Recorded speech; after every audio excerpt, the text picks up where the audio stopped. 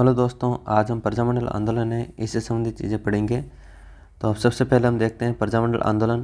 ठीक है, ये क्यों शुरू किया गया था, इसका उद्देश्य क्या था। तो इसका उद्देश्य था रियासतों में उत्तरदायी शासन की स्थापना करना। तो सीधा क्वेश्चन पूछा जा सकता है, प्रजामंडल आंदोलन का उद्देश्य क्या था। तो रियासतों में उत्तरदायी शासन की स्थापना करना ही इस आंदोलन का उद्देश्य था। सबसे पहले इसके बारे में जो कदम उठाया गया था वो उठाया गया था 1919 में विजय सिंह पथिक और हरिभाई किंकर के द्वारा। वर्धा जो कि महाराष्ट्र में पड़ता है, वहाँ पर राजस्थान सेवा संघ की स्थापना की गई। ठीक है, और यहीं से जो इस संस्था से पथिक जी ने राजस्थान केसरी नामक समाचार पत्र निकाला और इसके द्वारा लोगों को जागरूक करने का प्रयास किया।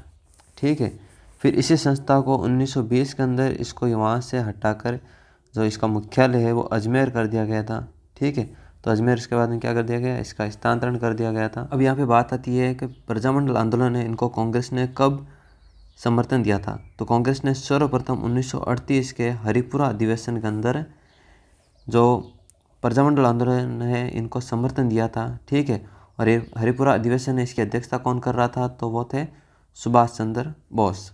एक दोस्तों इसमें थोड़ा बहुत ये भी ऐड किया मैंने, ये भी ध्यान रखना, बिजोलिया आंदोलन को समर्थन कौन से अधिवेशन दिया था कांग्रेस ने, तो नागपुर अधिवेशन 1920। ठीक है, थोड़ा ये भी ध्यान रखना कि भाई कांग्रेस ने कब बिजोलिया किसान आंदोलन को समर्थन दिया था, तो 1920 के नागपुर अधिवेशन।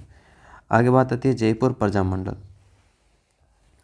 तो जयपुर प्रजामंडल पहली बात यह है, राजस्थान का यह प्रथम प्रजामंडल है। ठीक है, इसकी स्थापना 1931 में सर्वप्रथम की गई कपूर चंद पाटनी के द्वारा, परंतु राजनीतिक दृष्टि से क्या रहा, असफल रहा। ठीक है, तो इसका पुनर्गठन किया गया था 1936-37 में जमनालाल बजाज एवं हीरालाल शास्त्री के नेतृत्व में या इनके प्रयासों से।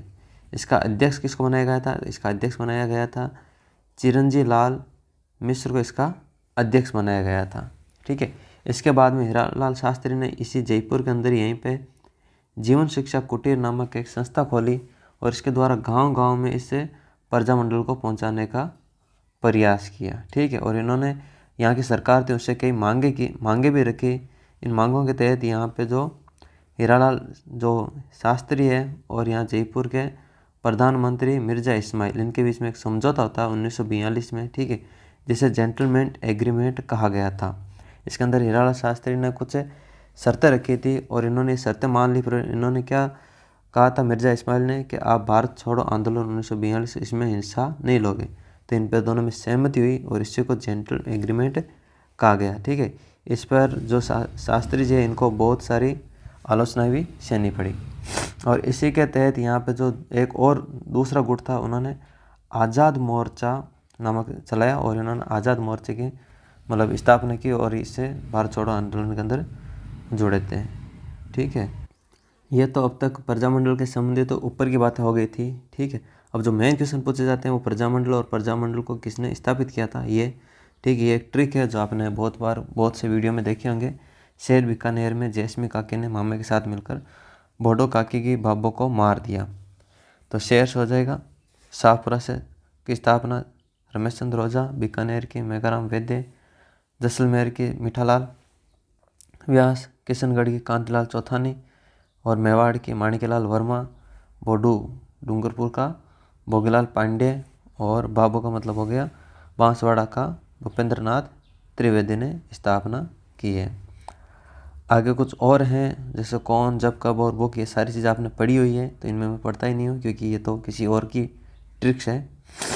अब यहाँ पे बात आती है कि किस प्रजामंडल की कौन से सन में स्थापना हुई थी। तो सबसे पहले अपने बात की थी जयपुर प्रजामंडल की और जयपुर प्रजामंडल की सबसे पहले स्थापना हुई थी। ठीक है, 1931 के अंदर और 1931 के अंदर ही हुई थी बूंदी प्रजामंडल की स्थापना। ठीक है, तो दोनों क्या है एक साथ हुई है डेट में। फिर उसके बाद हम यहाँ चलते हैं सीधा जोधपुर प्रजामंडल की ओर। 1934 में जोधपुर प्रजामंडल की स्थापना होती है और इसकी स्थापना कौन करता है, तो जय नारायण व्यास और इनके अध्यक्ष अलग है। अध्यक्ष कौन है, भंवरलाल सराफा। एक तो जोधपुर प्रजामंडल और एक मेवाड़ प्रजामंडल, इनका थोड़ा ध्यान रखना, उनके अध्यक्ष अलग है। ठीक है, जोधपुर के बाद 1936 बीकानेर की तरफ चलते हैं। बीकानेर की स्थापना 1936 में की गई थी। कहाँ की गई थी, कलकत्ता में। और कांगड़ा कांड किससे संबंधित है, तो बीकानेर प्रजामंडल से संबंधित कांगड़ा कांड है। यह भी यहाँ पे पूछा जाता है। जोधपुर प्रजामंडल से एक पूछा जाता है, जोधपुर प्रजामंडल से एक तौल आंदोलन पूछा जाता है, पर यह कोई मतलब नहीं अभी अभी हम पढ़ रहे हैं प्रजामंडल। ठीक है, 1931 में की गई थी जयपुर प्रजामंडल की, और सबसे अंत में जो प्रजामंडल की स्थापना की गई थी वो थी झालावाड़ प्रजामंडल।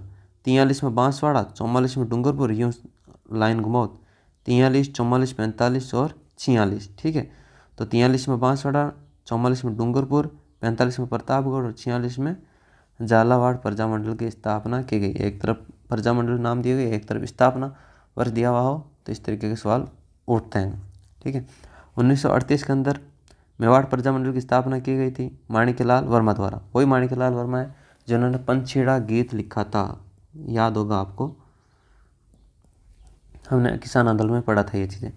ठीक है, और 1938 के बाद में जस्ट ऊपर क्या आता है, 39 के अंदर की गई थी सिरोही प्रजामंडल की स्थापना। सिरोही के आप जानते हो कौन है, तो गोकुल भाई भट्ट, और ये स्थापना कहाँ हुई थी, मुंबई में।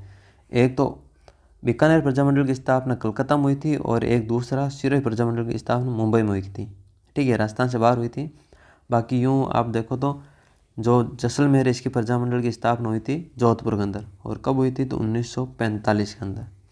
ठीक है, 46 से जस्ट पहले 45।